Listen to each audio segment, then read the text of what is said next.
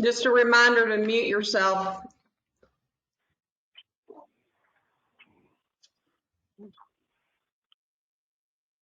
Sorry about that. Didn't know I was back.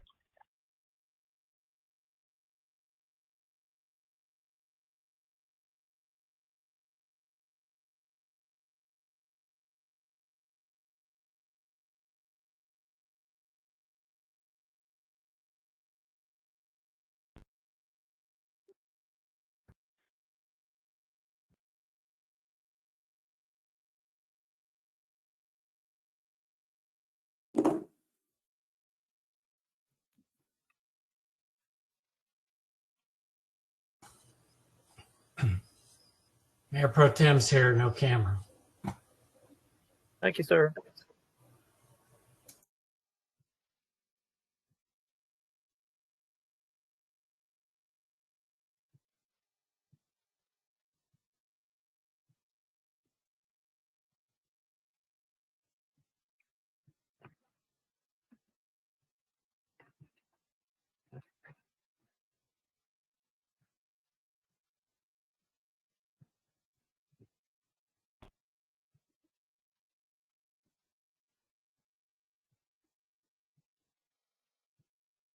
Hey, Mayor, can I say something before we get started? Sure, go ahead. So the masks, where are we at? So these are the little neck masks that you can pull up. So those arrived today. So my intent, there's 100 of them that was purchased through THAD and Economic Development. We got a different one for the fire guys. But anyway, so my intent is to get those distributed to all city employees. So I worked through Mr. Quinn to figure out how to get those to everyone's house, or whether they come by City Hall. I don't know the best plan. Okay.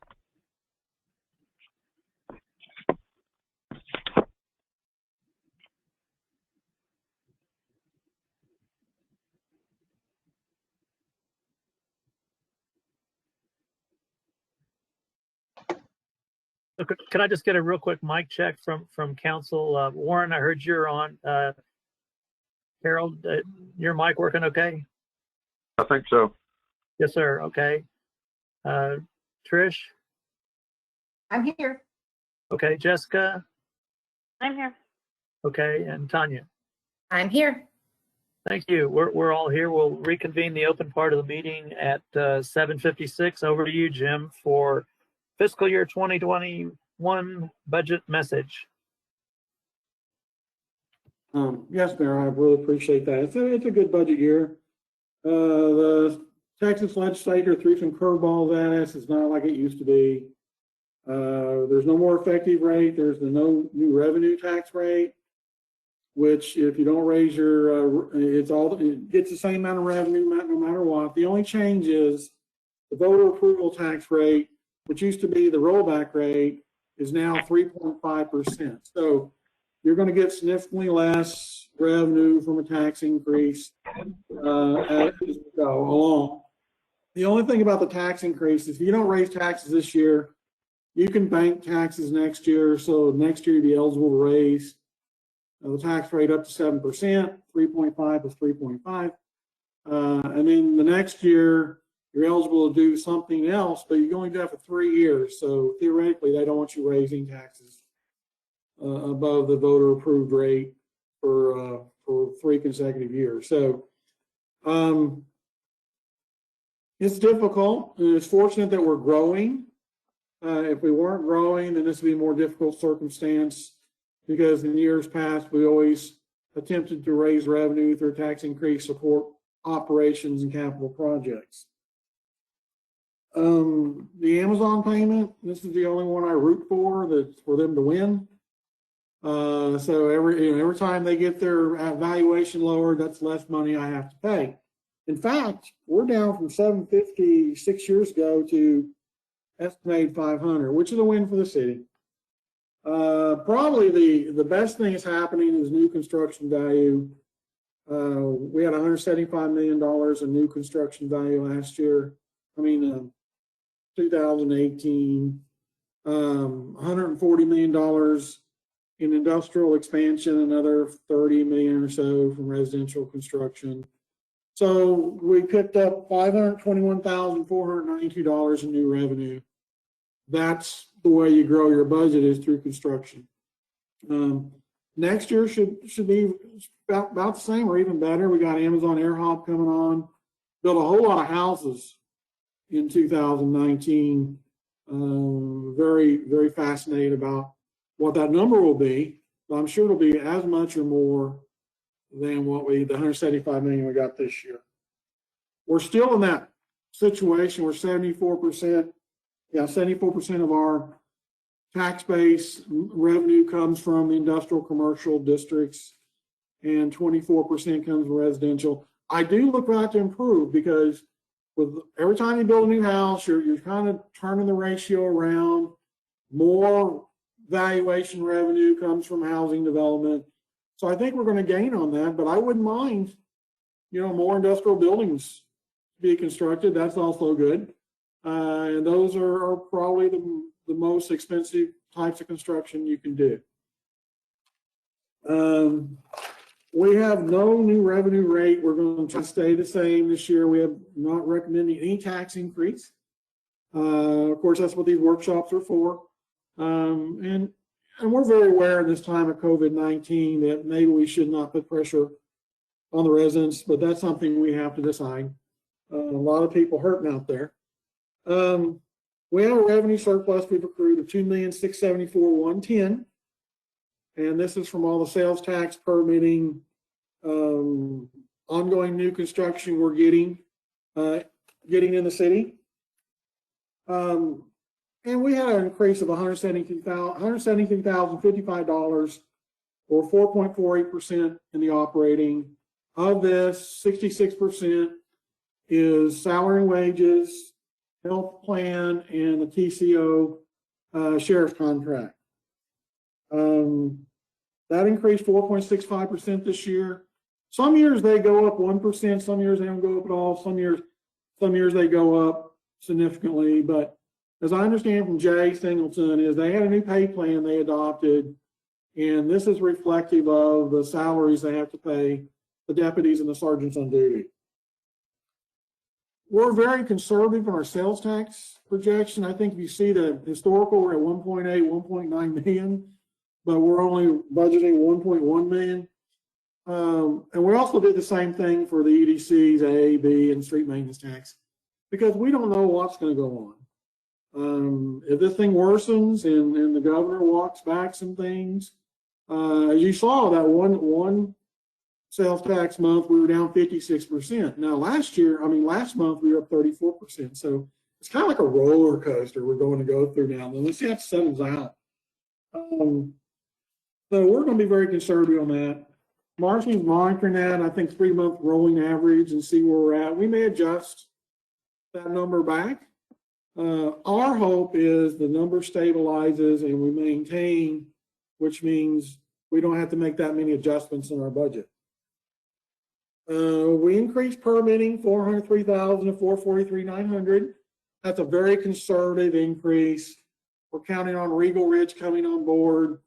Although Brett said that's only 8 to 10 houses a year, because those houses are 600 plus. But Laterra, we're counting on to build a lot.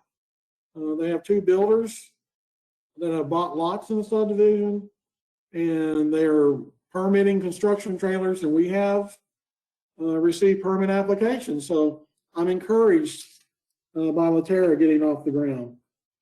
We had about $2,003,000 before the start of last year's strategic plan, but we had a good year. So we were able to have $300,000 to the money available for capital. So I think we went over this on last Monday and Tuesday, which I thought were very good workshops, by the way. $2,325,545.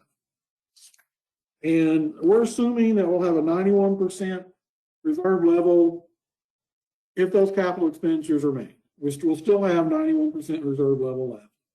We talked about this in strategic plan, fire department, firefighter. I think the consensus was we're going to add that position to make sure we have one person per shift. We'll have A, B, and C shift, and they'll work 24 hours. That's $79,976. We're continuing the night driver stipend for $15,600. That is recommended that we add that firefighter. I think the consensus was if we get 3, it's a lot better than having 2. Chief's having a very good year so far regarding his request. Water and sewer revenues are increasing, and this is a derivative of new industrial developments, our new residential subdivisions coming online. We've added $217,000 in projected revenue over last year, and we have $37,375 on sewer. So I think our enterprise fund is getting better. When we got here, we've made some changes. We tried to get the fund balance up, and we're making progress on that. In fact, this year's revenues is $210,456 more than expenditure. So the fund is getting better, and it should get better. Now, we do have some expenses regarding the hydrant installation, which was built into the water and sewer rates. And hopefully Travis can report to you how well we're doing on that. So we're doing well in the enterprise fund. Basically, there's no new personnel requested in the enterprise fund. The only new person that we're actually asking for this year is the firefighter. The Haslet Parkway project, I think Thad is somewhat familiar with that project. He can give you more of an in-depth explanation of the costs. I was very general in my explanation. Bill grant $20 million, developer contribution, COG's going to do the gap funding, and then we got the $6 million debt issue. The EDCs did, and as far as I know, Thad, they're all gone. You can't buy any more bonds from the EDC. They're gone. People snap those up, which is good. John Day Road, I think I wrote you today. This is COVID-19 things. There's a signatory with JP Morgan, which is their signatory, is on vacation July 6th. And then they have a signatory they got to get stuff to in Massachusetts. So Scott Moore told the city attorney this past Friday that July 6th thing he thinks is unrealistic. There's some things I suggest to you that we can do. The city attorney says we can act on the agreement, and then with a caveat that if it doesn't change and they execute it, we're done. That may save us a couple of weeks, or we can talk about an executive session. So that is something that we need to do. I think the most significant decision that we made in the strategic plan is doing all the streets in Haslet Park at once. And there are ample funds available for that. Get the Haslet Park done. We're going to approach it 3 ways. Roller compacted concrete, carbon fiber rebar, and then additional steel rebar construction. We're going to bid all 3 out and see what we get. I think that's the path that we chose. Now, all this is contingent on our sales tax election passing in November. Y'all can't advocate to pass it, but you can certainly put out a fact sheet regarding what the money's been used for, how it's been used, and how it's improved the streets of Haslet. You got Brentwood Park, you got part of Haslet Park, and you got other things we use the money for. So I foresee no problem with street maintenance tax, but as Yogi Bear said, you never know. So we decided that we were not, council decided that it wasn't going to pursue a police station. I've moved that to a long-term item in the strategic plan, and we've moved a $9 million fire station in the medium term, and the trigger date on that will be when FM 166 begins widening. Of course, we need to have some lead time on that. I had the building designed. I also think that council decided that we were going to try to hire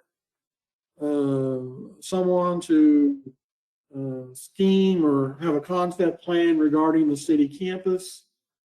I think Thad had indicated there were some possibilities.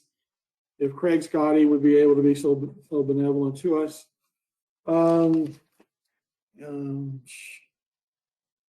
There's very little capital included in this plan. The fire department is asked for a fire utility truck, which we discussed. There's some equipment, bunker gear, hoses that he's asked. And I can't really think of any, that's all I remember. But it can't be much more than that. And then Diana has asked for a lot of security and upgrades to our system, which I think you should seriously consider. We have some outdated Windows 7. We also have some security, certificates we need. There's changing out computers. In this day and age, we certainly get our share of phishing expeditions by the bad guys. And we need to invest in protecting our system further because of COVID-19, looks like this activity has picked up significantly. Enterprise fund only asked for $55,000. One is the water tower lighting, and the other one is the 400 gallons per minute pump trailer. It sounds awesome, Travis, but you need to explain what happens with that. That's the overall look at the budget. No tax increase is included in this budget. Is a pure operating. Capital projects could be funded as we go each one. We can, the council can decide whether they want to fund them or not. Always remember, when you are approving capital out of operating, you're reducing your $2.325 million. So, but that should, but you have enough money. We'd be so lucky to get all those projects done in the next year. It's a 2-year plan, so I think next year will be a very good year for us too. Like I said, I'd be very concerned about the state legislature, making it very difficult for us to raise revenue, but we're growing. Of course, we're growing until we're not. Depends on the circumstances of the economy. So far, all the projects I'm aware of are still going forward. Brett Pedigo is developing Watercrest and Regal Ridge, still building in Caraway. So that's the budget presentation. It's pretty straightforward. Lots of things to do. I think some of the elements have to still be decided in the strategic plan, when you're going to fund them this year, how much you're going to fund. I think Marcy said it best. Let's don't spend all our money all at once. Let's be cautious. That's all I have. I think Marcy's going to go over the funds for you. And I've talked way too much. Anyone have any questions or comments for Jim? Hearing none, on to Marcy then.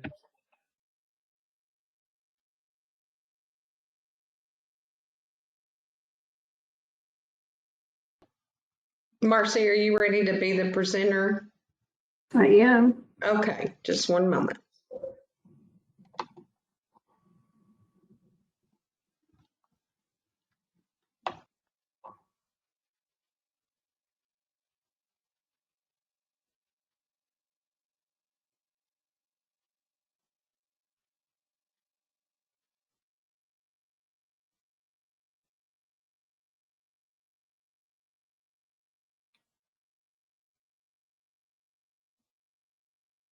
Mayor, will we have opportunity to ask questions about items at the end of the discussion? Yes, ma'am.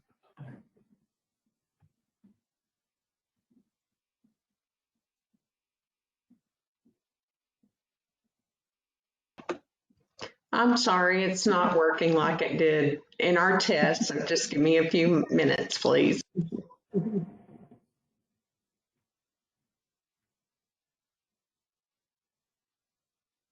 Remember, Diana did ask for some upgrades.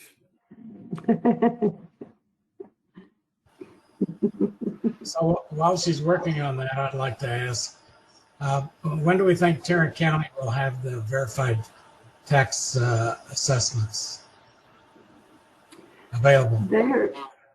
They're supposed to have those July 25th, which I actually think is a Saturday. So I'm expecting them on the 24th. Everything that they have given out so far has indicated that they should be able to make that deadline. So that's when those are expected. The rates are to be calculated August 7th or as soon as practicable. After that is when they should be delivered to the council or communicated with the council. And so if they want us to meet that deadline, they're pretty much going to have to make their deadline. But the governor never postponed any of those deadlines. Nothing, once the Attorney General said that he did not believe the interpretation of the law for disasters included the property tax levies because there was not, due to the pandemic, there was no damage to property per se. So all of the deadlines in the new legislation are still as they were written. So hopefully we will have those on July 24th. But our budget assumptions are were the same as last year, or is an increase factored in here? Yes, in our budget projections and our revenues, we have in our property tax item right here is 2.6 million. This is the same amount as this current year with our new construction value added. So for all intents and purposes, we're looking at the same dollars as last year with our new construction added to the mix. Okay, I understand. Thank you. Okay. So we don't actually know what the rate is, but the no new revenue rate should be dollar equivalent, that based on our value, based on the rate, we would have equivalent dollars. So that's why we based it that way. So I'll start off, according to the agenda, funds available. I'm going to start with the general fund. We have talked about this quite a bit. I guess first of all, I'm going to ask, can you all see the screen?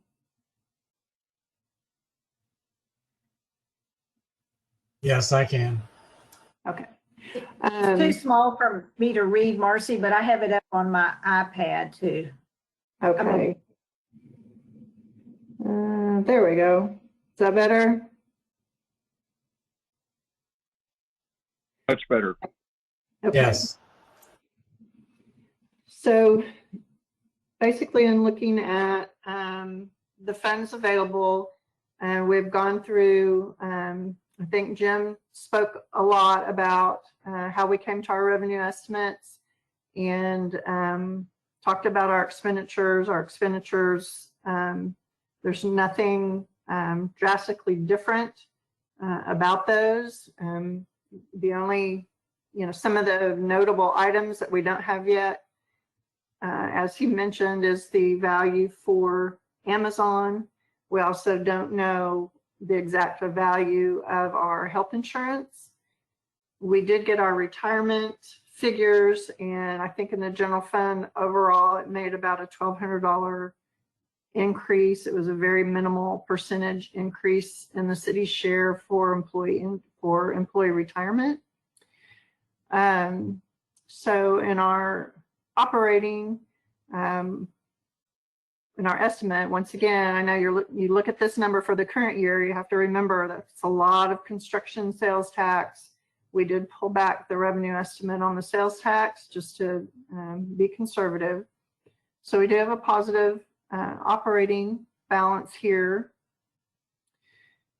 If you look at the prior year column here, this is the number in this pink color that we've discussed several times in the strategic plan.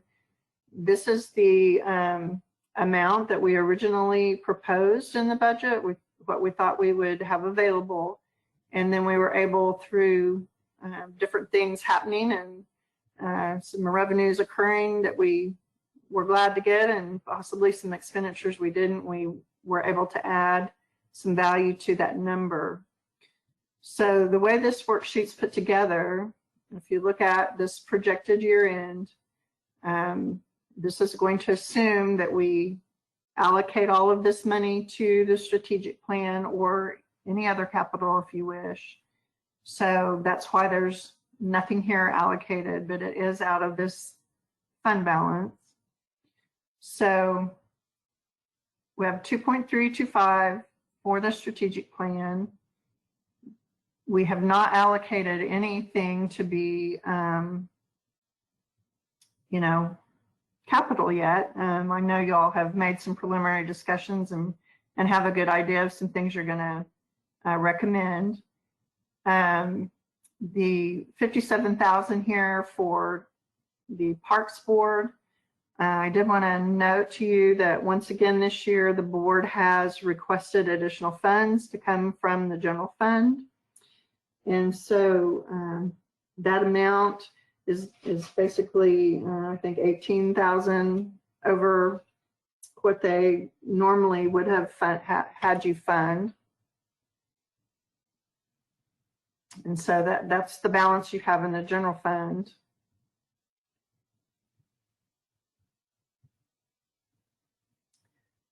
Let me see, I'm going to go backwards, hang on. Marcy, while we're on the park board for a second, do you know what their intent is for that additional 18.5? I think Travis has a better handle on what all they envision happening with that. I do believe they've bumped up some of their events, some things that they want to do with their events. But I think he can speak better to all the changes in their budget than I can. So in the general fund, I think we've kind of covered that between Mr. Quinn and myself, knowing what the balances are there. And so I'll go on to the water and sewer fund. This is just a page that shows all the funds. It's maybe a little bit easier to look at than just all the fund pages. But as Mr. Quinn mentioned, the water fund is starting to gain. There is an ending balance of $1,032,000. When you look at the water fund page, hang on just one second.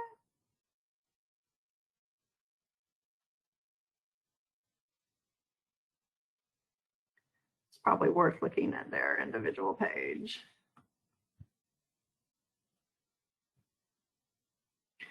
When you look at their page, they have $1,032,000 and their available resources. The reserve requirement that we try to keep in there is $689,000, and that leaves $343,000 available if you wanted to take something to put in water capital. They do have Fund 9, which we call our water and sewer capital replacement account. We use it much like we use Fund 19 for the general fund, that we would move capital items sourced through the budget to that fund. And this would be the reserve that would be available to do that.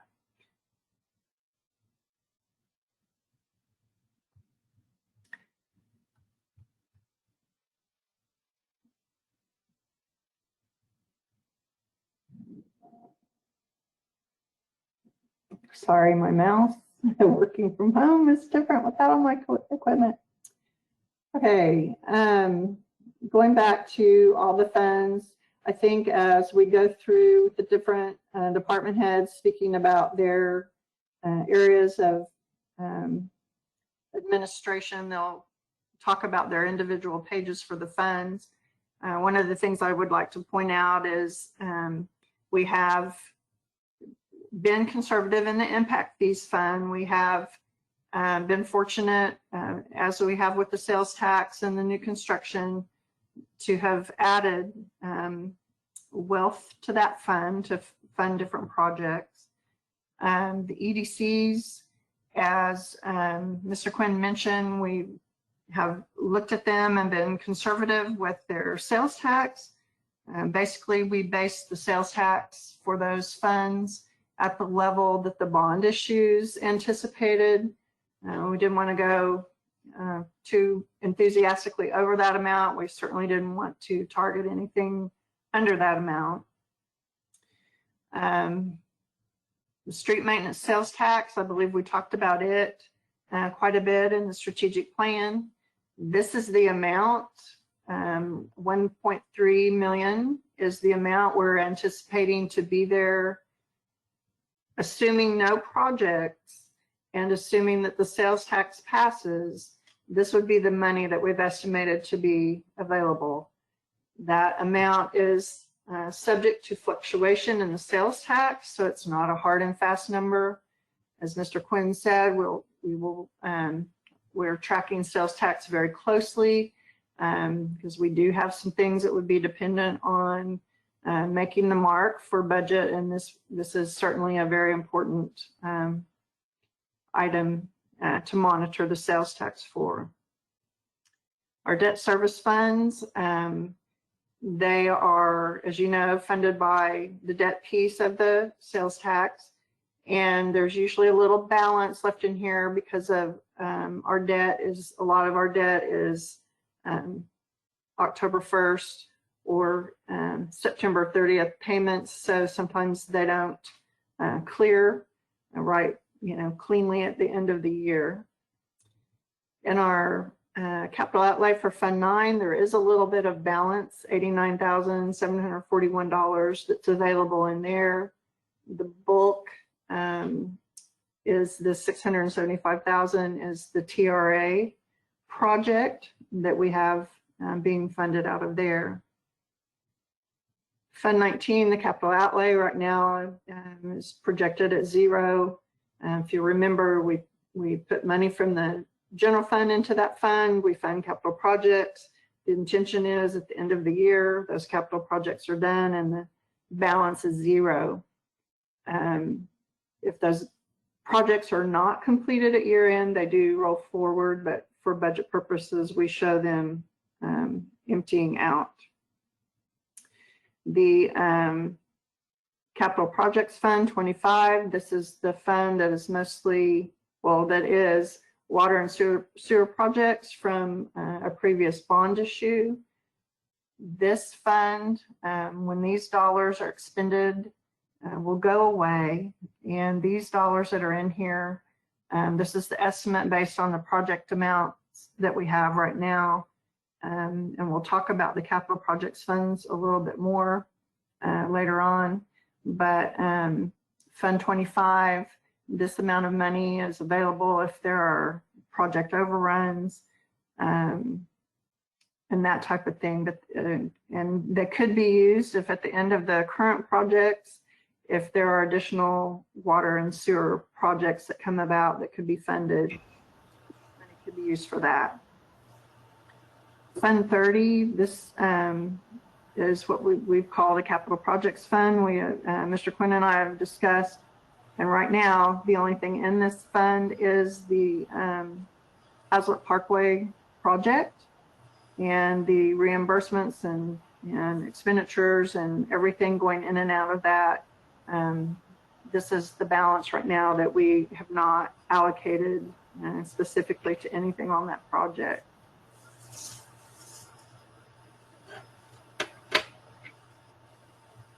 So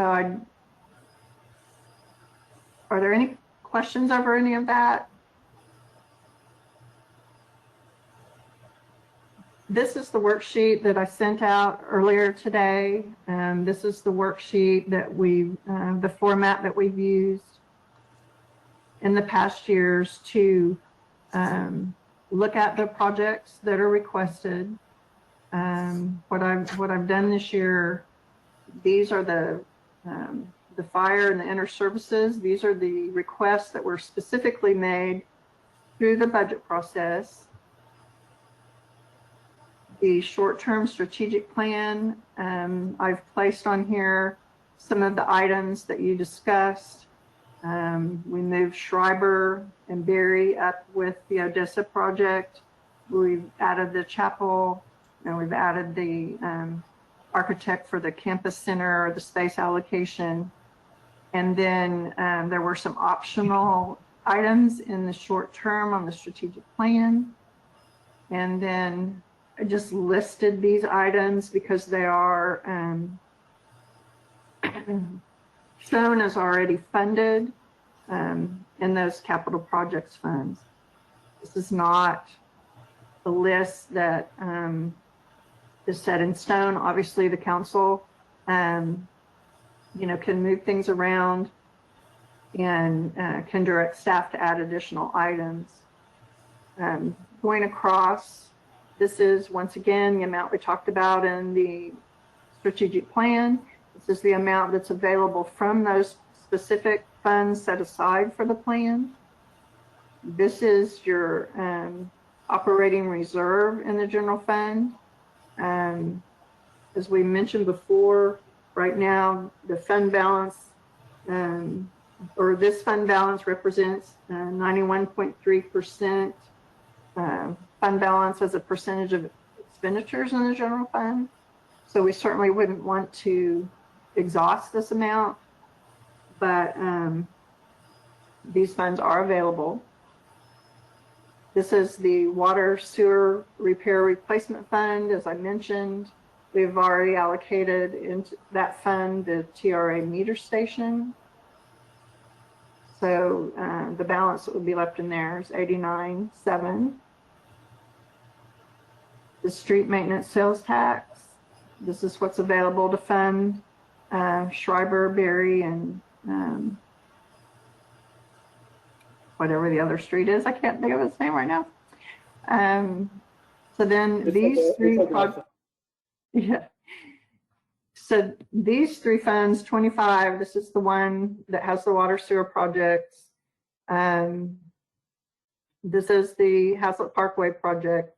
And then the other fund that you have that capital it is a capital projects fund, is the Park Improvement Fund. And these are dollars that are available. Once again, this is dependent on your park fee. And so that's something we would watch to look to see if the level of construction continues to stay robust, to see if that's fun. There's still a playground project in that fund that is in the current year, and I'm sure Travis will speak about projects when he gets to his portion of the presentation.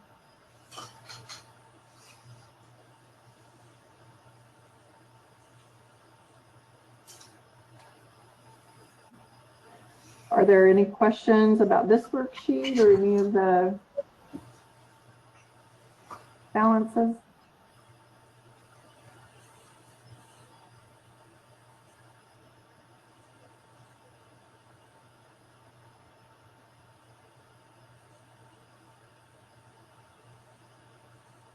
Trish, you mentioned earlier that you had a question. Is that something that will come up when the departments are making their presentations? I think so. I'm looking at my notes and I believe that's correct. I've printed out the pages, so as they come up, I'll ask. But where there was a couple of other vehicles. Oh, there they are. Never mind. I see them. Thank you. Okay. Doesn't sound like we've got any questions for you, Marcy, but don't run off. Okay. Well, I'm gonna turn the screen back over to Diana.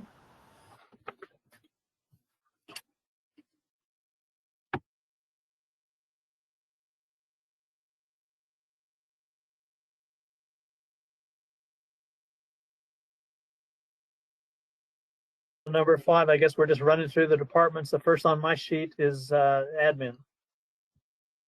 Yes, sir. The only increase in admin was the personnel costs associated with the raise last year, pension, health insurance, FICA and everything like that goes up, Social Security. I'm looking at some flexibility in my budget this year. Evidently, some of my associations like TCMA ICMA are doing remote meetings. So I do have some money in my budget if things should occur that I can fund other things with. I'm going to do a lot more online training this year. That seems to be the way to go. And I still need to get training in to maintain my credentials. So they're offering a slew of online programs, ICMA is. So, but that's basically my budget. It's mostly the personnel cost increase. I think the other items have not changed. So if you have any questions about my budget, I'm not asking for any capital.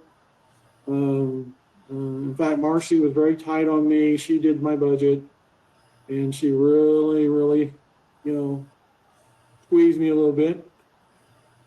But anyway, that's my budget. Any questions?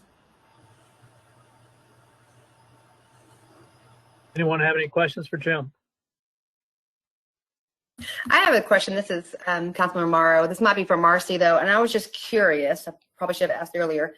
Why did cell phone move from down to utilities and telephone? I was just curious. Okay, on the telephone, at some point, I believe at the end of the year last year, there was an interpretation in the open records law, and Diana can help me out if I misspeak here, but there was decisions on use of a personal cell phone. And so a lot of people had personal phones that were kind of a mix of city and personal. And so the decision was made to make sure that those business cell phones were business. And so rather than having a cell phone allowance for the employee to use towards their personal phone, we switched to just having the city pay for their cell phone.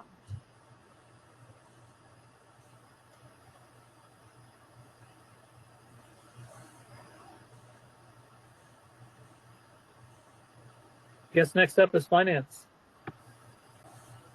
Okay, my budget, I will basically say the same thing. Most of my expenditure increases are in the personnel items, insurance, and salaries.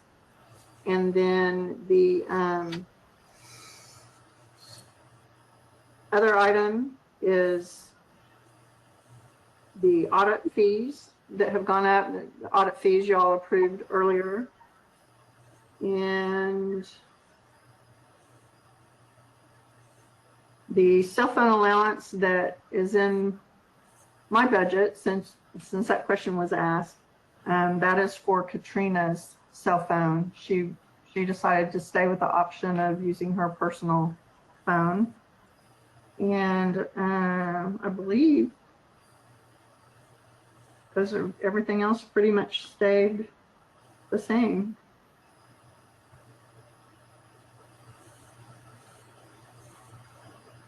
Any questions for Marcy?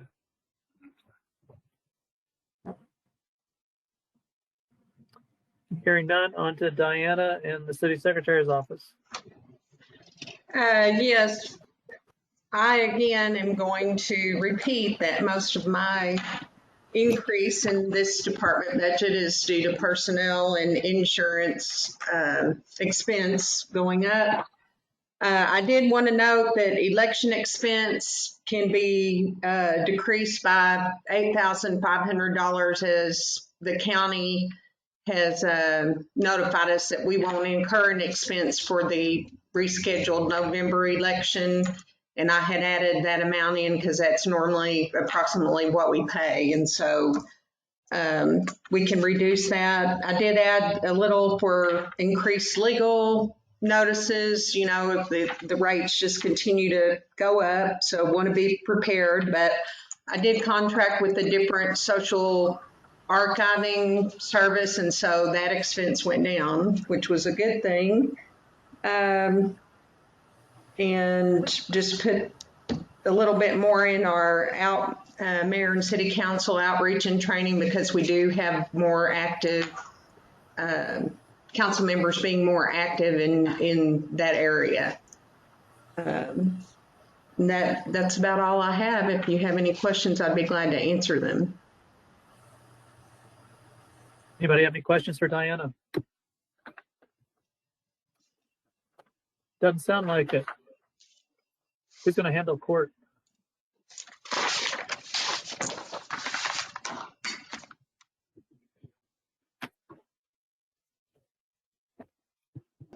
Marcy, you're muted. Sorry. I'll reiterate, most of the items here are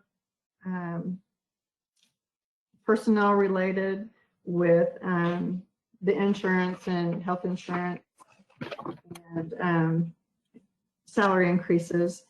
We do have a little bit additional for office supplies. There, some of the paperwork that we have to send to the varying agencies, there's still a lot of paper involved in getting, even though we have electronic tickets, we still have a lot of paperwork involved of getting to the other agencies. The legal services, we are basically going to stay the same. The judge, we're kind of expecting in the training area, our clerk and court clerk, a lot of their training is going to be virtual. And we do have our municipal court clerk had achieved some certification that won't be repeated this year. She'll have a couple of years before she has to do some more on that. We also have in the technology and the security funds, Fund 13 and 14 for court. One is the security, and there are some expenditures budgeted for the current year that we're in.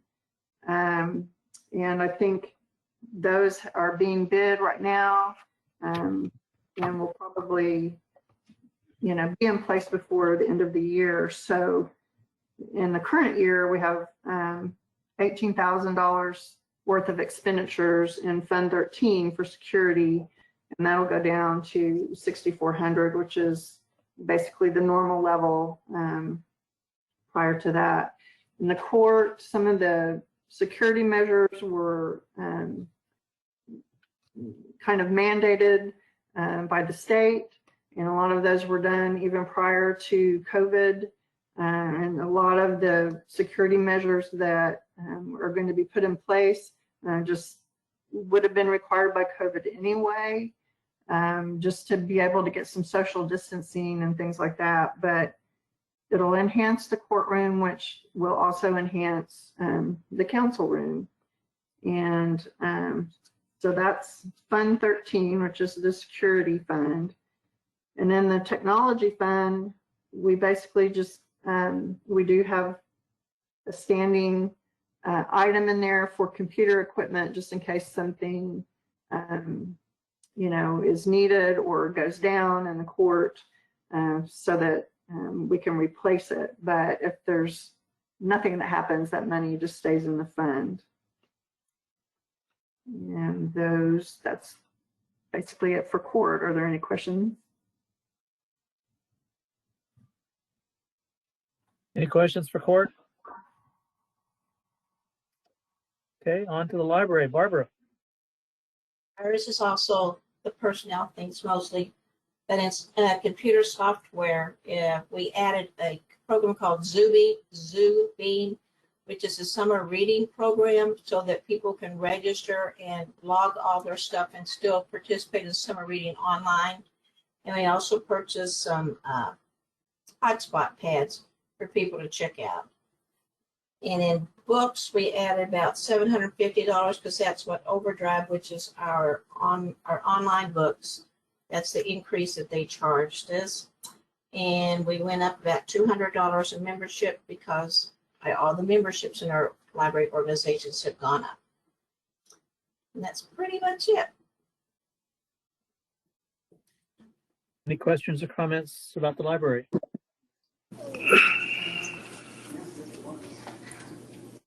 Okay, on to planning. Thank you, Mayor. I'm going to do 5G and 5H as well, since code enforcement and building inspections is part of the planning department. We don't have any capital or personnel items in the budget. The only real changes in numbers in there under our control are those that involve items that have historically had inflationary increases in them, fuel for vehicles, maintenance of vehicles, that kind of thing.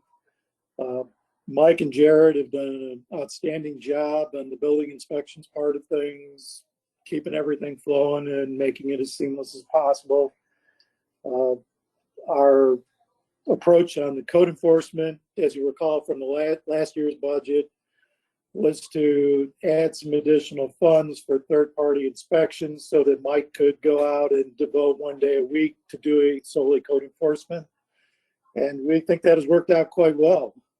He does still occasionally do code enforcement outside of that one day a week, but otherwise it's been a pretty productive process. So all that being said, that's pretty much it. Any questions, comments? Has there been any feedback from anybody on staff about how the new animal control has been going? Are you asking me, Mayor? No, I think Travis handles that. I think it's been received positively. They come out periodically, do a lot of work. They investigate things. Haven't had any complaints. High level of service. Seem to be very professional. Yes, that's the reports that I've gotten. Mostly they've responded to loose dogs, and they do a patrol once a week. They've also responded to livestock concerns, and I haven't heard any complaints about them not being responsive. And since we're on that category, I think that the increase is there simply because that was in the contract that was negotiated with council. Okay. I think we covered all those. On to fire. All right, good evening, Mayor and Council. Again, kind of minimal changes to the budget line item. We decreased the fire stipend fee by $3,600. So the way we had to recalculate how a volunteer could cover for a paid guy when they were off. So we had some savings there. We had an increase each year in the fire run pay. It's kind of based on the longevity. This year, if you attend the banquet, you will see that there are several people with high tenure. So there's just a stipend pay that goes with that. So hope to see you at the banquet. Truck repairs, just preventive maintenance costs continue to go up as we try to stay on top of our trucks. EMS, medicines, we're having to carry more. COVID has made us have to carry a few different items and PPE, so preparing for that. Dispatch, Marcy, take note of this one. Fire dispatch, we decided on the board to not increase anything this year. And so the increase that was projected at $1,630 will not happen. So it will remain the same. One of the things I'm kind of excited about, it's under travel, but the volunteers came to me with professional development, and there's a lot of them aspire to be fire chiefs and other organizations, not this one. The Texas Fire Chiefs Academy is one of the kind of recognized credentials that they want you to have, and so I will send a paid guy and a volunteer guy each year. Either goes down to Round Rock, is typically where that's held, but we'll see where COVID takes us. That's a 2-year program. You go once a week for 2 years. Subscription increased only because of just the radios that we were on the Fort Worth system had a $1 per radio per month increase. And then health and wellness, one of the things that we need to be doing as a fire department is doing the fitness test. So that was added. We'd already added it into the price of the 2 new firemen. So we just got to get me and Steven and Mike caught up. So all in all, it's around $7,000 is what my operating budget increased, which was like 1.2%. And then real quick, we have the emergency management budget. I decreased something $500 out of that, so it remained the same. Again, last year, the suggestion was to put $15,000 in that emergency contingency fund in case we had to reimburse Fort Worth for foam on a fire. We have not had any airplane emergencies. Happy to report that. We have been to the building several times on other type calls. So that money is something that will be rolled over back into general funds. So that is what I have for fire and emergency management. Any questions on the operating? This is the mayor. I'm going to plant a seed. I said something similar 2 years ago, repeated it a year ago. I think what Marcy told us is if the 3.5% over our existing budget, which is the no new tax rate ceiling, is roughly $75,000. If we need 3 firefighters triggered by the high school going in at the fire station on the west side, and/or we need 6 more firefighters if and when we move north to be able to have Fort Worth work interlocal with us. I think a way to sell having the tax increase start this year at 75, next year it'll be 75 to 80. Each year the tax increase would almost cover 1 more additional firefighter. So you're establishing the revenue stream, whether you actually hire at that point or not. We would want Marcy to, at the very least, earmark that money toward that expense when that decision's made. It would hurt a heck of a lot less in 3 to 6 years when we added 3 more firefighters, or maybe even more than that, depending on what the next move is. If we set that as the goal each year, we're trying to get the revenue stream established for the additional firefighters so Fort Worth can do interlocal. I wanted to plant that seed. I know Jim said no proposed tax increase, but this to me would be a very logical way to be able to sell it well, because we're providing, additional safety, trying to get the ISO rating to the point where we can see a decrease in insurance fees, all those things that we talked about last week. Anybody else have anything that they want to say about fire? Did I need to bring my capital up now or not? Yeah. I have a question about operating before we move on. Okay, go ahead with operating. Hey, Chief. So I'm looking at the fire department line item detail page with the fire personnel stipend. Okay.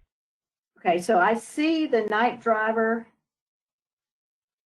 safety officer, 15,600. I see the substitute coverage for when an engineer is taking time off.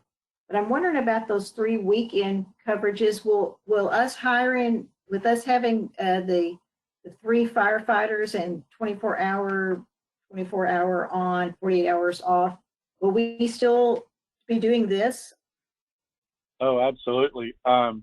Because again, it takes more than one person to do all the tasks that we do. So we're just kind of guaranteed we get the truck out, but so we're getting the right truck out with the paid guy, but we have to have the helpers to lift, move, and do whatever the job is. So we can't live without doing that. And we're back as we roller coaster through volunteer world right now. This COVID, some people have taken jobs. We're back into our low spot, and it really saddens me because we've been really strong for a while. But yes, we definitely need those positions. Okay, I just wasn't sure. I see that they're all for weekend coverage too. So What? Right, So yeah, it is, because right now we don't have the paid people on the weekend, but we still need multiple. Right. Anything else for us to say about capital? We Go will ahead. have people on the weekend though, right? When we have 3. Well, what I can tell you is that we're not filling those spots right now at roller coasters. Okay. And I'm not talking about the volunteers now, but we will, but we do hire a new firefighter. We'll have 7 days a week, one person at least. Okay, very good. Thanks. Yes. Okay. I think we've discussed adding the firefighter engineer position. It kind of got brought up to me when we did our annual hose testing this year. We do it usually springish, and they came in here and like, Chief, man, all of our 5-inch hose is busting. And so we kind of took a step back. It's something we just kind of neglected. But so this is the hose that we hook to the fire hydrant, and we drive down the road and wherever we park in front of the house. And then that just puts the water line on top of the ground. So that's what the 5-inch hose is. And so fire doesn't go out without hose. I think in my report you would have saw that in 99, when we bought the old engine in 99 that's not here, that's when they purchased a bunch of hose. We purchased some more again in 2005 and then some in 2010. So, our hose is just time to replace. Whether it's this year or next year, I would just say that within the next 2 years, we really need to make sure that we get this done. The PPE, again, last year I'd asked for the $33,000. We were kind of going down that road of yes, and then I gave up half so that somebody could get something else. So I'm just kind of asking again to finish off that objective and trying to get our guys all in the best gear we can have. So that would be 6 more sets. And then the pickup truck we've talked about. So I'm done. Any questions for Kurt? This is Mayor Pro Tem. I've been doing this a long time, and I don't remember a single time when Chief Mays has not asked for a radio. So I wonder if this is complete. We are grand on radios. I'm telling you, it has been a blessing in disguise. So thank you for checking that box.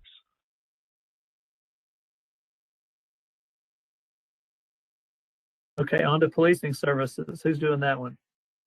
I'm doing on there. Policing services is on 32,360, but the 4-year average is only 17,926. So we go up and down. Sometimes we don't get as much increase. Sometimes we get a big increase. So all in all, 17,000 a year for 4 years is not that bad when you talk about police and patrolling the city. We've had a lot better customer service from Sergeant Lemunion the past year or so with his reports. That was his idea. It was approved by Chief Deputy. Yeah, I think once you read is you get a pretty good handle on your city and what's going on in your city and some of the calls. So I believe that service regarding communication has gotten a lot better with Sergeant Lemunion. I found Jay Singleton to be very rational. I talked to him on several occasions regarding our contract. He seems very conciliatory. Chief Knass is the same way. And I think they do a good job in our city, and I think they'll be more busy as we go along because as you're adding more neighborhoods, more houses, more residents, and you have a lot of construction going on that people can't seem to keep their hands off other people's stuff, they're going to be busy. Plus the industrial district. So as far as value for what you're paying with us growing and with all that we're adding, I think they do a good job. So since we're committing to this contract, my job is to make it as good as it can be. I think we talked regarding the policing contract a little bit earlier. So they're good people to work with. And I find that they give a high level of service. And I think the mayor's right. 2 years ago, when they added the 2 cars in Haslet, the coverage got a lot better. And they've also looked at shift work and people that work well together. And some people, they had one set of deputies that like talking to each other and weren't doing much. They separated those. So they did their own analysis of patrol, and they looked at the numbers, and they made some adjustments. And so I think they're really sincere in delivering the highest level service they can for the city. So I think they're doing good.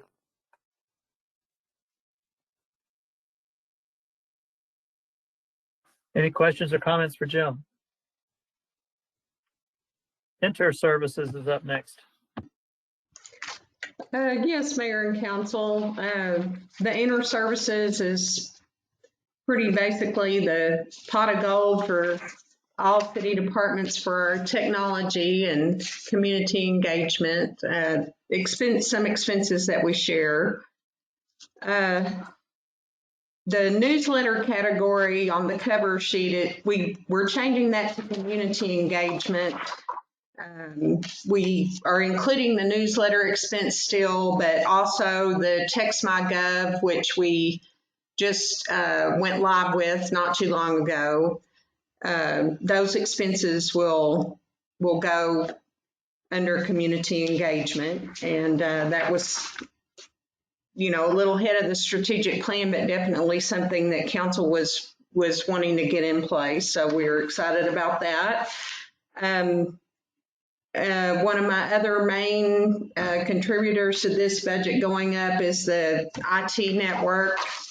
As Jim kind of mentioned, we're always having to improve the network and our security.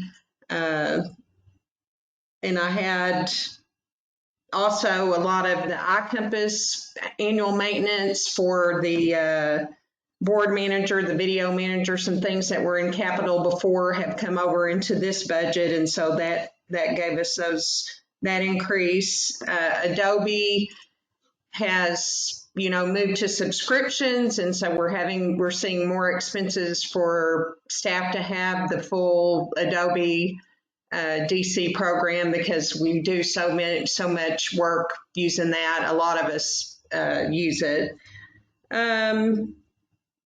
We also have some go-to-meeting expenses in here because honestly, even though we're meeting by video conference and our funds from the CARES Act is going to cover that, while it's a COVID situation, I foresee that, there's certain staff members that have to have engineering meetings, planning meetings, economic development with different parties that probably will start using the go-to meeting to do some of that instead of having to, be somewhere very early or when they can. And so I wanted to get that in the budget.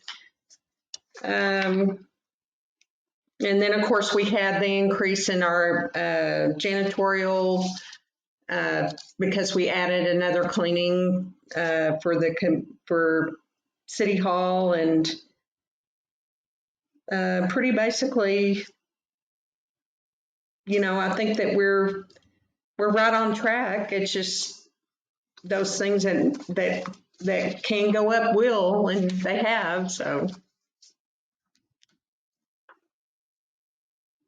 anyone have any questions or? This is Councilmember Hilborn. So Diana, when we do start opening again, I'm assuming that's going to be some time period where we're going to have to do, our cleaning's going to have to be different than we've done it in the past, or we're going to have some sort of disinfectant service. Is this something that we think the fire department will do, or will we hire an outside company to do this? Well, I think that Chief Mays can probably address what we're doing now. And I know that he's also worked with Public Works on that. Kurt, if you wouldn't mind answering her question, please. Well, we are the fire department. We will do whatever you need us to do, but I don't think cleaning your toilets every week or day is what we had in mind. So again, the spraying, what they're supposed to be doing at all facilities is spraying each day down the common areas with the fogging machine to help with those high contact areas. So, you know, again, as far as, and then you're supposed to take care of your own workspace. We really are not having people in our workspaces, so hopefully it's just your own germs. And then we do the corridor cleaning, should be taking place. And that's the best answer I got. The bathrooms did go up to twice a week. So, Councilmember Kilborn, I do think that, you know, we may need to address that further. I do know that Bonus Building, who has our current contract for, you know, the community center, City Hall, and the library, they have said that they will offer the additional services, and so I can definitely look into that.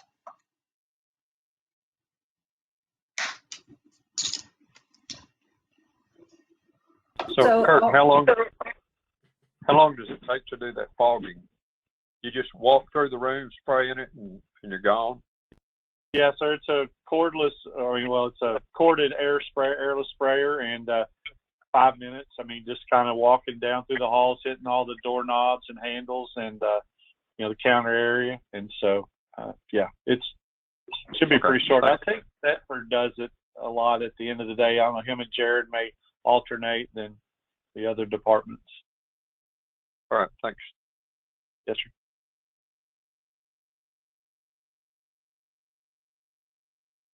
Anybody else have any questions or comments? Engineering.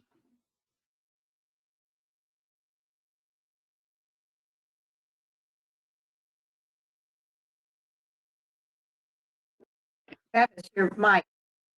That's what I just said. I should make sure I'm unmuted because I feel like I'm talking and I didn't get it quite out yet. So we'll start with engineering. I've got the next 5. Engineering, there's not much increase other than what's already been mentioned: personnel increases, insurance increases. The gas well inspector, they have agreed to keep their rate for the next 3 years, which has been nice. They actually inspect more than just the city wells. They inspect the wells on the ETJ, just kind of as a courtesy since they're already out there. We kept most of our items the same. If you look under the computer category, it said new computer for city engineer last year. That got bumped to this year because we actually had to replace one down in Public Works instead. Building maintenance pretty much stays the same. We did notice an increase in tire costs last year, so we have budgeted for that some of the trucks will need new tires. And we've also seen a cost increase from our suppliers as far as the Public Works uniforms. We've recently changed to having full reflective shirts and the neon orange shirts, as opposed to just the blue with the stripes. So we've gone to a more reflective, kind of safety conscious shirt. That's why that increase is in there. As Jim said, there's seminars that I imagine will end up being online. Those costs for training and hotels and such will not exist as much going forward in the next year. I just left them the same, just kind of for now until we see. But other than that, I think for engineering, it's a fairly slow increase. Again, with items that we expect to increase being just like you would expect in your own house, tires, electricity, that type of thing.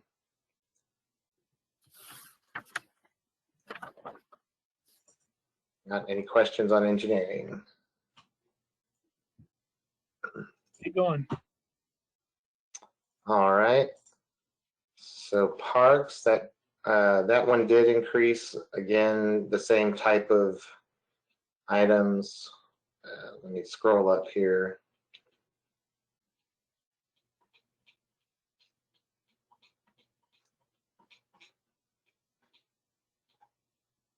All right. Parks, Same operational increases in salary and insurance. Fuel, with the oncoming of a new vehicle next year, which is a larger vehicle that y'all had funded this year. We expect that fuel cost to go up just slightly. Equipment rentals, we've been noticing a slight increase on those. We kept the repair and maintenance for Gamble Park the same, although we do anticipate that to go down with a new playground surface and a new playground next year. That'll be on your July 20th agenda to discuss the new playground. We've kept the other parks similar. We do notice a lot more use in community park now, so we have increased that budget, especially to watch out for that tap trail. Underneath the bridge, we've noticed some silting issues. We're working on a long-term solution for that.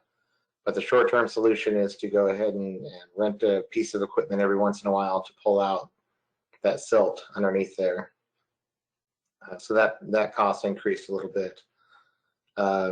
Minor equipment prices at Home Depot have been, slightly increasing. So when you need to go buy a new pole saw or leaf blower, those go up a little bit. Everything else has kind of stayed the same there throughout the year, just minor increases. And we'll open up to any parks questions. Will you address the capital, the increase that they asked for? I can go over the Parks Board budget now, or I can go over it later. It's y'all's call.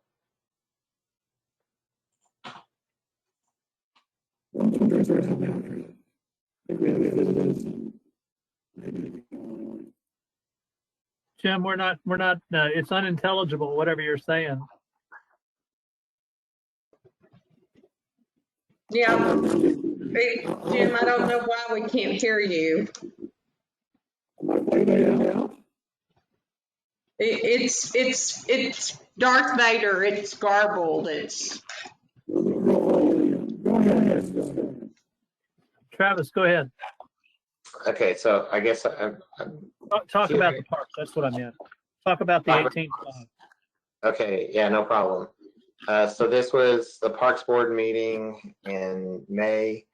When we went over the budget, basically the increases are the same as they were requested last year. Christmas in the park, the event has grown to having live reindeer, a snow globe, the ice hill, and those vendor costs keep just increasing over time. Same with the Easter egg hunt. The number of eggs and the cost per eggs go up. The city signs and decorations, a lot of the increase there is due to items that are broken that you may not notice are not displayed anymore just because they're broken. Some of the hanging things on the lights and some of the actual things that are actually placed in the park, they're broken and there's just not the budget to fix them.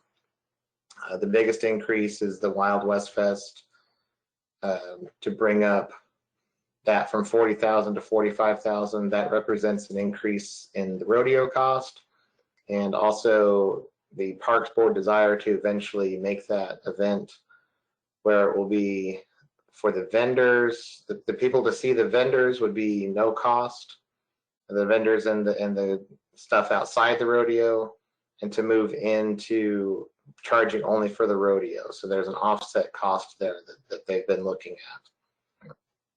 at. Independence Day, we've already been notified by our vendor that there'll be a 20% increase next year. That's reflected in this request. The vendor has said that basically because everything got canceled this year, that on their supply side, their suppliers are trying to make up for the cost of losing out on this year's Independence Day celebrations. So that's what we've been told is to expect, and that is going to be whether we choose a new vendor or keep the same vendor. So those are the different increases. I believe we have a park board member on. If there's other information to add.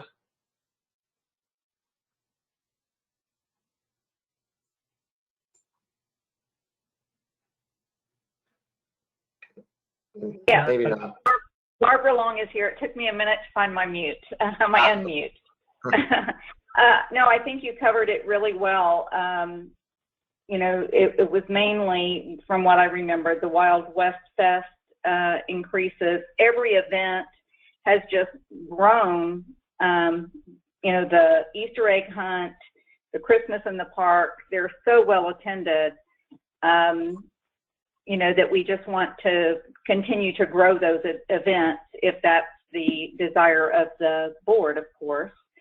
And so that's why we are asking for those increases, just to, because the costs are going up, some things needed replaced, and because of some events just being larger and so needing to spread out, you know, being able to have things to do for the families in a larger part of the park. So that's what all that request is for. If y'all have any questions, I'd be happy to try to answer. I might not have all the details. I'm here because our president was not able to be here. Any questions or comments for Barbara? Well, thank you for standing in. We really appreciate it, and thanks for enlightening, letting us know a little bit about what's involved in that increase. Thank you, ma'am. All right, you're welcome. Travis, you got it. All right, we'll move on to streets. We've actually not increased the streets budget by that much. We found some efficiencies in the street materials and repairs. We actually changed to a cold mix asphalt as opposed to trying to go down to the asphalt producers and seeing whatever they're producing at that time. We found that if we order a large batch of cold mix that lasts 3 to 6 months, depending on the weather, that we can actually make those street repairs without too much issues with that cold mix actually staying within the patch. So the increases are slight. The electricity increase is the biggest one I think that you'll see, and that's simply because that when we put new street lights out, the street lights in Caraway and North Glen and such, that has a 2-year, the developer is responsible for the first 2 years of that electricity payment. After that, it is on the city to pay for those lights. So the more street lights that are in the city, the more that bill comes up. We're pretty conservative in estimating that bill every year. On your next agenda, you'll see something about that bill actually dealing with the public power pool. We do negotiate rates to be lower than market. So we feel that we're getting a good deal there, but nonetheless, that bill will slightly increase. We don't see as many repairs next year for the equipment. That cost went down. Overall, it's only a $3,000 difference from last year to this year. Open it up for street questions. My street question is going to be more for Jim. Jim, are we going to talk dedicated CIP requests later on? Because I think there are some in addition to the strategic planning.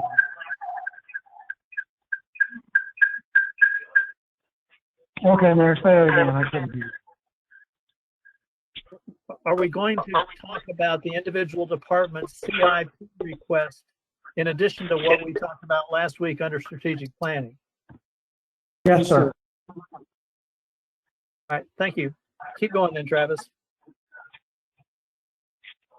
Okay, the water department, probably the biggest increase that I saw in all of my departments that I run or oversee.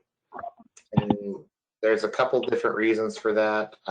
First being the obviously the increase in in the water and sewer costs from City Fort Worth and TRA. We do anticipate higher revenues for both of those as more customers come online. We've got the standard pay increases and insurance increases in there. Some of the biggest things that we're noticing is that the repairs to the system are starting to creep up just as the system ages, and the cost of those actual repair pieces are coming up through our water suppliers.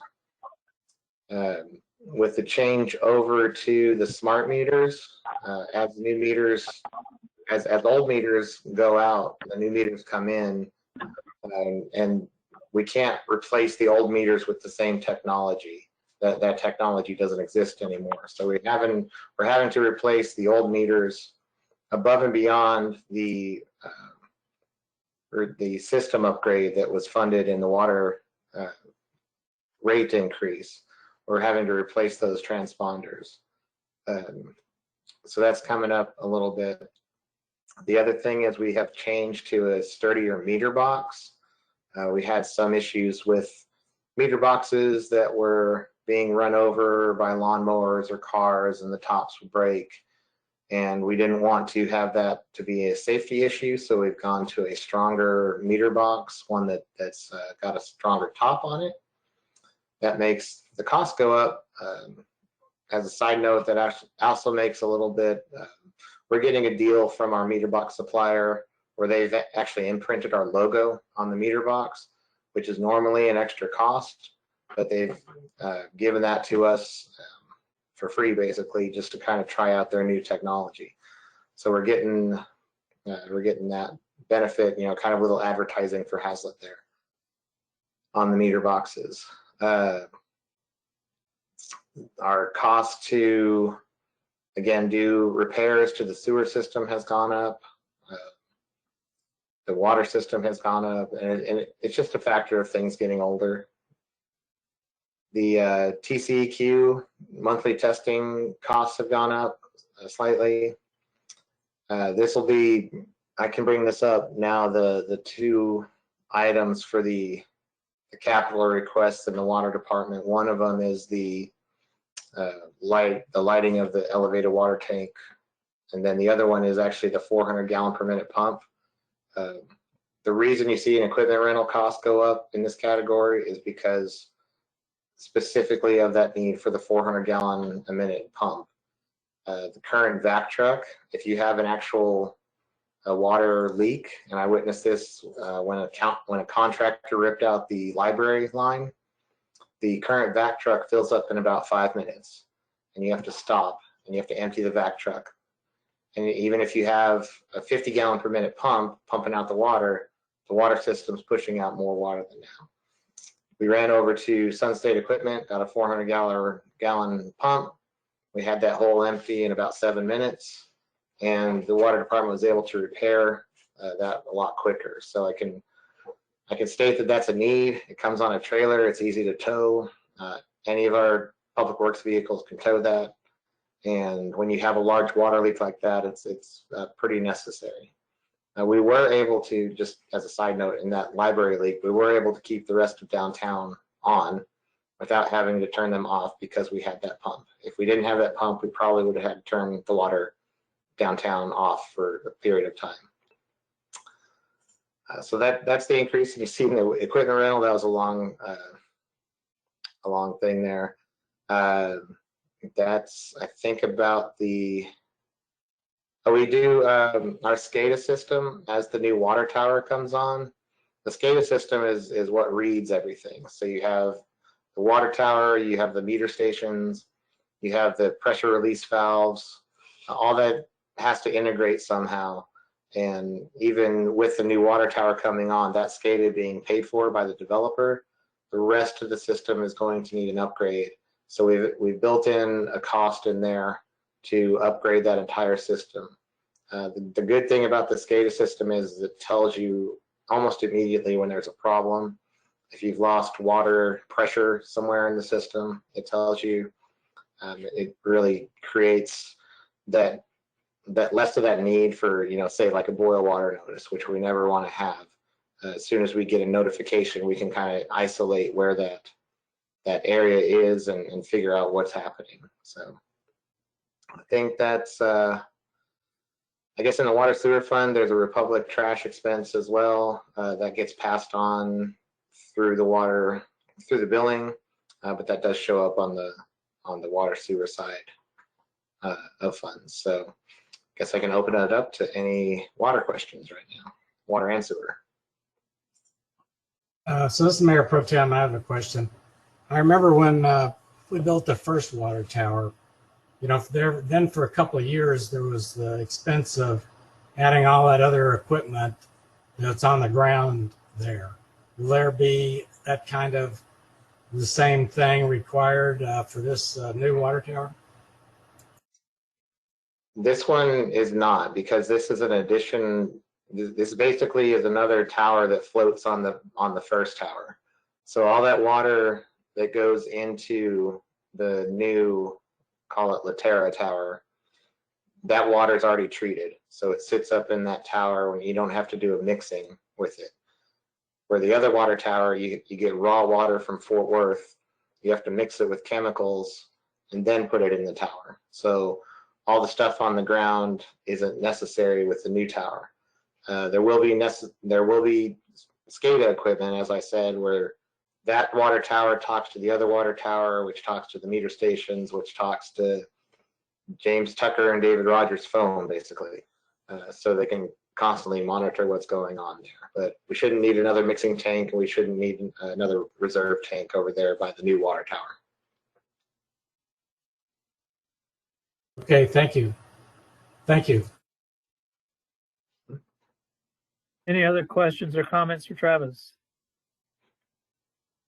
Okay, on to economic development then. I'll start with the general fund. As y'all know, I'm split between general fund, type A and type B. In the general fund, the only increases are personnel. I don't get to touch any of that one. There's nothing else other than 51% of my salary is paid out of the general fund. This was decided a long time ago. It ensures I report to Mr. Quinn as a department head, and it has worked very well for us so far. I'll move on to the type B corporation. As others have stated, I actually have two changes. One is personnel, and the other change in the type B corporation is for the debt service for the $6 million. Actually, for type B, it was $4 million bond for the Haslet Parkway project. The board's kept everything else the same. We do anticipate if this shutdown goes on much longer, we would potentially look at the marketing expenditures as we did this year. If you look at my budget, that's, what is that, page 280, pardon me, 288.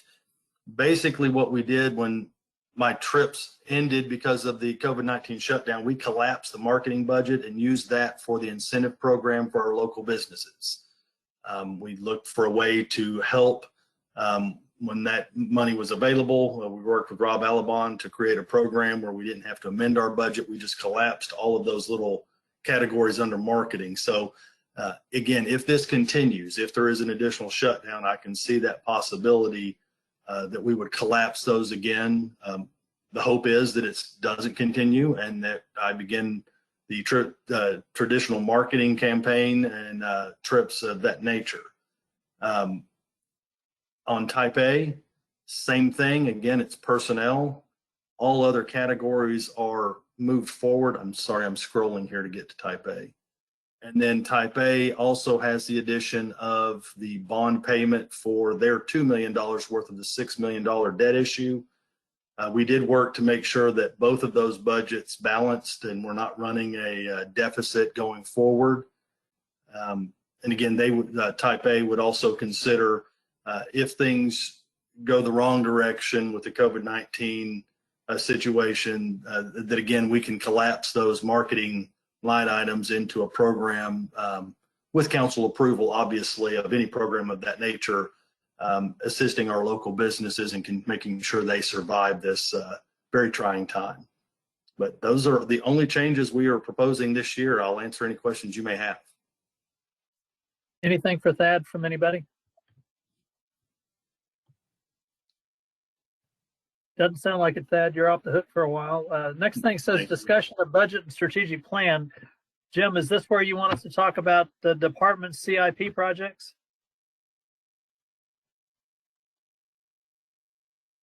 Mayor.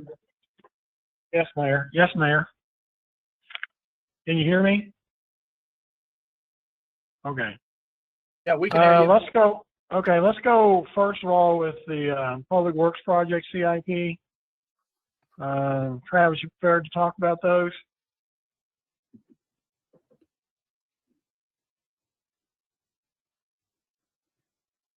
Yes, I've got that pulled up now.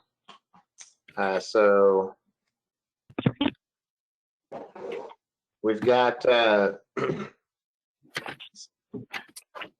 believe we've talked about the John Day Road already. We're ready. I think we're ready to go on that. The East Blue Mound Road, that could be an ILA with Tarrant County. That cost that's estimated in there was based on the full replacement. As we've moved forward with the Watercrest and Regal Ridge developments, that cost would go down. I left it in there just as kind of a placeholder in case asphalt costs go up. We've talked about the TRA meter station, Community Park Upper Trail Crossing. That's the one that's currently being undermined. We would replace it with the similar type crossing that's at where the tap trail went across, with some box culverts, some new wing walls. Wouldn't prevent it from being overtopped because the park is a floodplain, but it would help it to last a little bit longer so that it wouldn't be taken out, let's say if a big tree came down. We talked about the Odessa, Berry, and Schreiber. If we could combine that project, and that would also include Sharon and James, those little cross streets. Other optional projects are the solar lighting along the tap trail. We talked about in the strategic plan that could be similar lights to what's out in Community Park right now. There is a new parks vehicle that was funded this year. We have a water department vehicle that's also kind of on its semi-last legs. We've replaced the diesel fuel tank, which delaminated, contaminated the fuel system, and we replaced the tank and redid the fuel system, but that doesn't completely take care of everything, as we don't anticipate that truck continuing on in a usable service life much past a couple years. Additionally, the half-ton vehicle that's in there is the Community Development Director, currently Public Works Director David Rogers' vehicle. It's got its own issues, as most public works vehicles do. We talked about the city facility dumpster screenings. That's kind of a quality of life thing in the strategic plan. The construction phase services for Kimley Horn, that's going to be something that needs to be addressed over the next 3 years, probably, as we are in construction. They will be on board for answering contractor questions, any changes to the plans. And we anticipate this to be a not to exceed hourly contract per year. Budgeted $50,000 per year just as a preliminary figure. That's worked out with Kimley Horn. Usually on TxDOT projects, there's not a lot. They're pretty tight as far as the review process. The plans have gone through so many layers of review. It's pretty standard operation, but there is occasionally a field change that will come out. We had that on the tap trail. There were a couple field changes. Got out there, and for instance, there was a guy wire right in the middle of the trail, which wasn't there when we first started. So we had to kind of revise the trail a little bit around there. And other than that, I think that's all I have for capital projects this year. Okay, so I'm going to take lead on this because I'm looking at the CIP 5-year capital improvements plan. It's at the back of the budget. It's on page 351. If anybody wants to pull it up, and the things that you haven't touched on at all that are listed under the FY 2021 projects are the Hugh White pavement rejuvenation, the Main Street concrete replacement, intermodal parkway concrete replacement, Harmon Road ILA, and then the Blue Mound West drainage improvements. We haven't talked about those. The city lighting down a little bit further under building upgrades, city lighting and fence replacement at Public Works. Are we ignoring all those things that I just touched on? I apologize. I was looking at the strategic plan versus the capital improvement plan. Those are actually things that so a lot of those have come in from previous years. So let me start hitting on those real quick. The pavement rejuvenation, that's the reclamite that we had done in Ashmore Farms, the one that kind of freezes the pavement in place. That gives it a couple more years of useful life in there. The Main Street concrete replacement, we have a couple panels in there that we've put a pretty successful asphalt patch into right now, but ultimately those will need to be replaced. Same with the Intermodal Parkway. So when Amazon Air came in, they had built the east lanes of Intermodal Parkway, but the west lanes remain in their current condition, and there's a pretty good number of panels that were damaged in there that need to be replaced, and that would just be a one capital project thing where basically Public Works and myself would go out, put a giant orange X on the panel that needs to be replaced, and the company that came in would saw cut out and replace that panel. Talked about Blue Mound East. Blue Mound West is not as in dire of condition. Actually, it does a lot better from those railroad tracks on. So that's actually pushed another year there. So the Blue Mound Road West drainage improvements. We've had a couple complaints in Ashmore Farms of water coming over the roadway and into backyards through there. And initially when I looked at this project, it was looking at completely redoing all the ditches along Blue Mound Road West from 156 back towards the railroad tracks. Since that time, we have outlaid a little bit of street funds in there. We've replaced a culvert underneath there's a road up to that cell phone tower site. That culvert had been completely crushed and the ditch had been filled in. But nonetheless, there are still needs for improvements in there, mostly being that the ditches have filled up with silt over time. And so those bar ditches that run along there they're just full and need to be cleaned out and some new culverts placed in. We get the LED lights. That'd be a complete replacement at Mansfield. That'd be a one-time cost. I do want to talk about the brush chipper since we're here in the capital list. The large brush chipper right now, we don't have a brush chipper that can take anything much more than 2 to 3 inches probably. The amount of brush that the city does receive is a lot. I know that there's 2 large piles right now. We looked at 2 different scenarios for that. Either a large brush chipper that the Public Works and Parks people could operate. That doesn't take down on any time, on any easier time that they would have getting through those large piles, but it would be a help to them to get through those piles a little bit quicker. And the other alternative is if there's not a large brush chipper capital purchase, that in the parks budget itself, there could be a one-time fee budgeted about $10,000 per year to have a company come out and once a year chip all that up. Other cities around the Metroplex use that. Mansfield,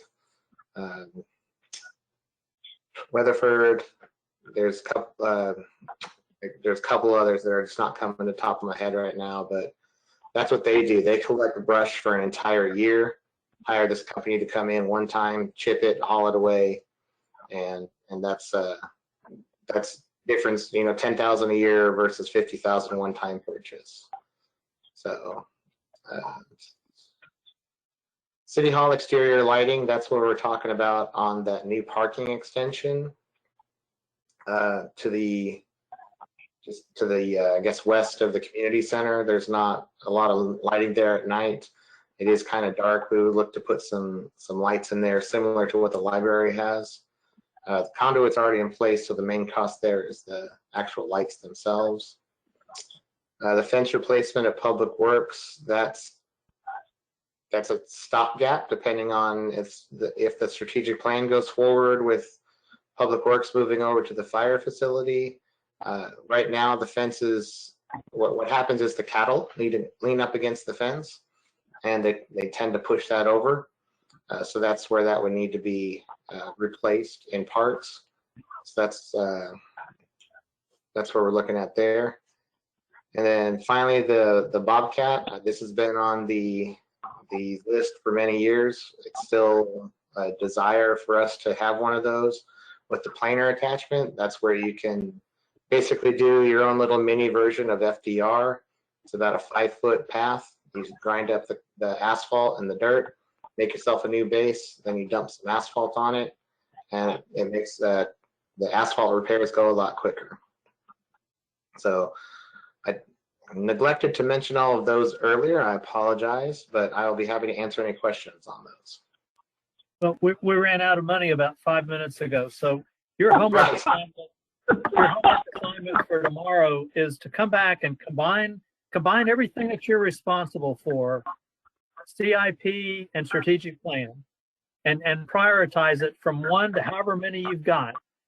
The number 1 thing that you want, and be able to justify why that's more important than the number 20 thing that you want. And I can guarantee you're not going to get everything, but I don't think we council have been thinking other than just glancing at this sheet. If this was important to us last year, this is kind of the quasi strategic planning we did last year for this upcoming year. So some of that can be and will be rearranged, but you know,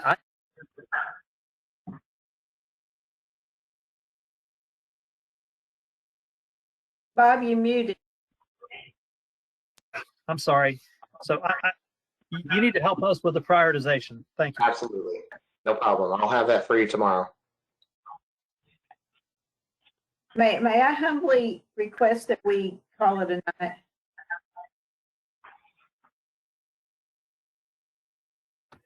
I think Trisha's calling it uncle. Does anybody else want to, before we do that, does anybody else need to make their initial pitch for CIP projects so that everybody starts off on the same page tomorrow night? Jim?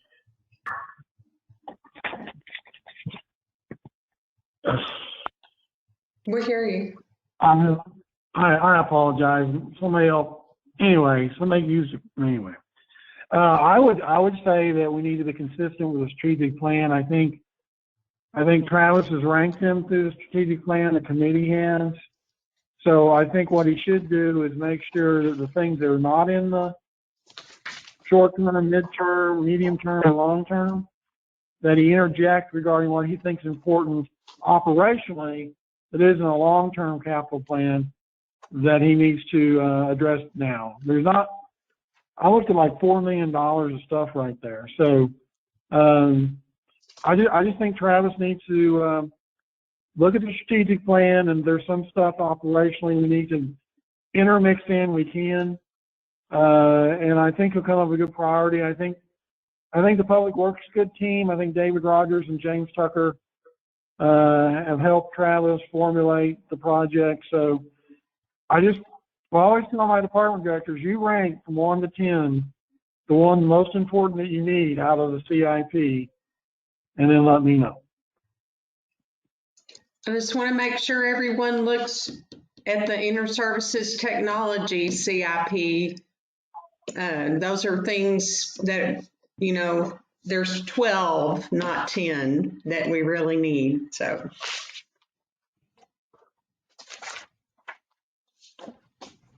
So this item request list, that's only 241,000 is not everything that we need to consider. Am I right? I'm not sure what you're talking about. What 241? That's included in the budget. Back there, it was like every department had ranked, like fire department, city secretary's office had ranked their projects in priority, ones they needed the most. I think 1 through 12, chiefs 1 through 6 or something. And those are going to be part of the operating budget if you so approve them. And I think that's what Marcy is trying to say. Out of that list, whatever you approve out of that list, it makes the 2,345,000 come down. Correct, Marcy? That's correct. I did not include Travis's capital improvement items, basically for the reason Mr. Quinn stated they had gone through the strategic plan. So if I missed something that didn't go through the strategic plan, I can add it to the list we looked at earlier and that I sent out earlier. And if there's anything else that I've missed, I tried to include the strategic plan, everything, but the $241,000 that was mentioned is the very last page of the budget. It was just the departmental capital rather than the large capital projects. I think the simplest thing will be, because the CIP and the strategic plan were prepared kind of at opposite timeframes, that I'll pull everything that's in the strategic plan off the CIP and then rank what's left.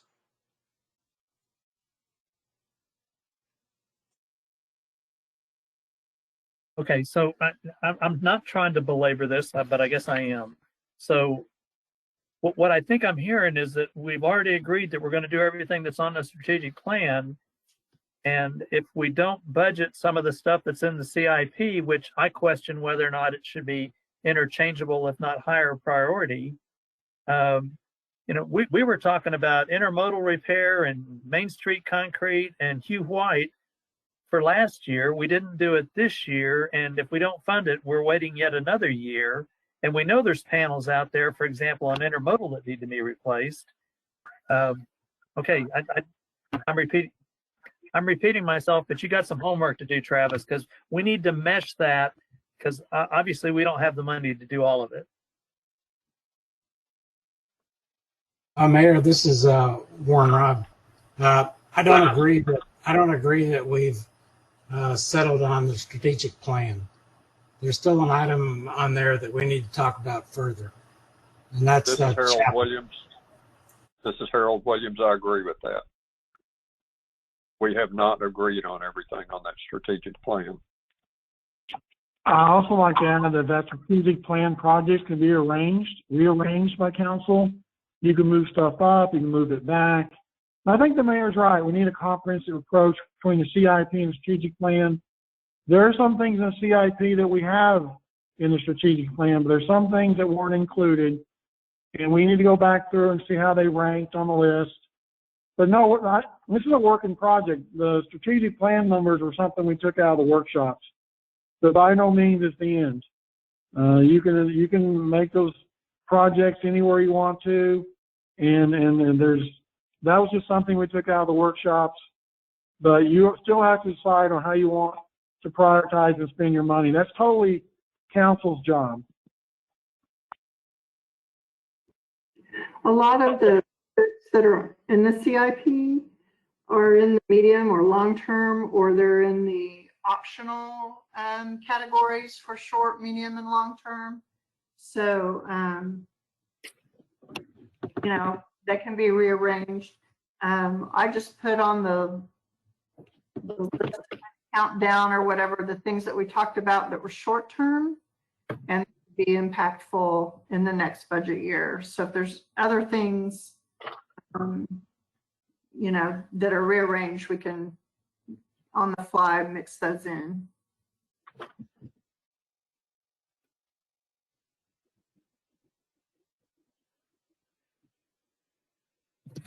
Well, the example I would give, and I don't mean to beat this up, but the intermodal panel replacement is in the medium, which means it's 23, fiscal 23. So that's at least 2 years out, maybe 3 years out. And I'm not sure we can wait that long. So where, yeah, you're right, Jim, it's council's decision, but we need some educated priorities and recommendations, because we're not engineers, and we're not doing the upgrades on the electronic stuff, IT stuff. So Sure. we need some help. We're gonna help you. Diana will work on hers, and Travis will work on his. And the chief, of course, he's got some things he needs to work on. But we need to come back tomorrow with what we think is the most important to achieve, and coalesce that with the strategic plan, and then let the mayor and council choose the direction they want to go and what they're going to fund. So I think Marcy was right. We went over the short-term stuff, and she listed it, but it's not a comprehensive list. So tomorrow we'll come back with a more educated list and provide it to you, hopefully before the meeting, not during the meeting. And then council's homework assignment is to come prepared to discuss your individual priorities. And I think, much like what we did last week, my suggestion on how to approach it tomorrow night would be maybe to go 5, 4, 3, 2, 1. So we start the meeting after we get the report from everybody on the coalescing of all this, and then we'll just start with council members and go around the room, and you know, Jessica, you might be up first, and what's the most important thing to you that we want to discuss? That doesn't mean that we necessarily decide, but if everybody agrees that's okay, then we might go around the room that way, as opposed to, you know, any single person presenting his or her budget request. But that's just a suggestion. But I would say tomorrow evening, 6:30, we need to come prepared to participate, because it's going to be a tough time trying to work out these priorities, and then determining how much money do we want to spend, how much do we want to hold back. I think, you know, and think about the tax increase, 3.5, and the way we sell that is we're banking the money, the revenue stream, not banking the money. We're banking the revenue stream, so that we've got the firefighters, so we're not taking it out of Hyde. You know, $80,000 a year is a whole lot easier than trying to do 240 in 3 years. So just a thought for future reference. Anybody have anything that you want to add, or This is Morrow. I wanted just a clarification. So in an ideal world, like our strategic plan would have every capital improvement in either short-term, medium-term, or long-term, correct? That's kind of ideally where we're trying to go. I know it's our first time to do a strategic plan. So is that kind of the ultimate goal, is have everything in capital improvement at some point in the strategic plan? Yes, ma'am. And I think Marcy has pretty much done that. I doubt that there's anything on the CIP, or probably only 1 or 2 if there are, that's not included somewhere on the strategic plan. And what we're doing is because we just threw a bunch of stuff in at the very end, we're trying to mesh those to make sure that in council's mind, those are the right priorities. I mean, the department heads can argue their point and why they were leaning a certain way, but we need to be able to know enough to be able to make the good decisions tomorrow night. So is somebody going to send us those lists tomorrow, kind of early in the day, so we've got time to look at it, think about it before the meeting?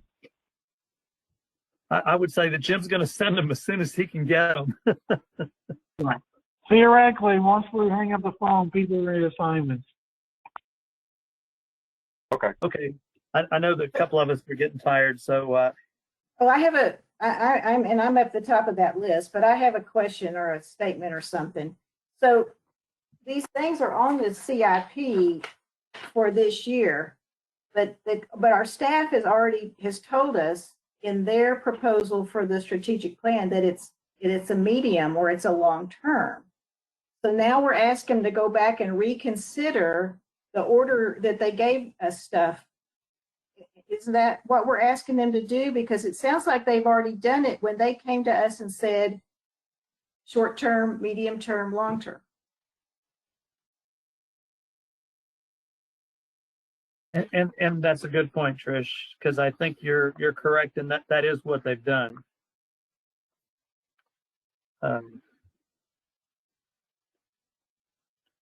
If I'm the only one, do they have to do it again? Now we're telling them redo it. It sounds like we're asking them to redo what they've done. Well, I'm confused on what Travis asked for. I mean, he's got a huge list of stuff. It's all important, but we can't do it all in 1 year. He moved it. He took, this is just an existing list of things that we wanted to do, and some of it is years old. It's been on this list, and just keeps moving over, rolling over. So he took this long list, and he and his staff, and they prioritized it into short-term, medium-term, long-term, really want it, optional want it. And that's what the strategic stuff was. That was the report that we looked over. And so I think he's done this, unless he thinks he needs to change some of this.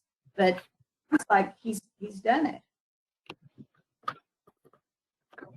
The two lists just need to be reconciled. That's all that the two documents need to match each other, and that's what'll happen. And I think, good point, Trish. And I think to Marcy's credit, she has done that. We're not going to find very many things that are missing from the strategic plan. I guess where I'm questioning, because I didn't spend enough time on it last week, I guess, is some of the things that were medium and long term, or at least they're medium and long term on the strategic plan, were things that we said we were going to do this year, and we've supplanted some of those.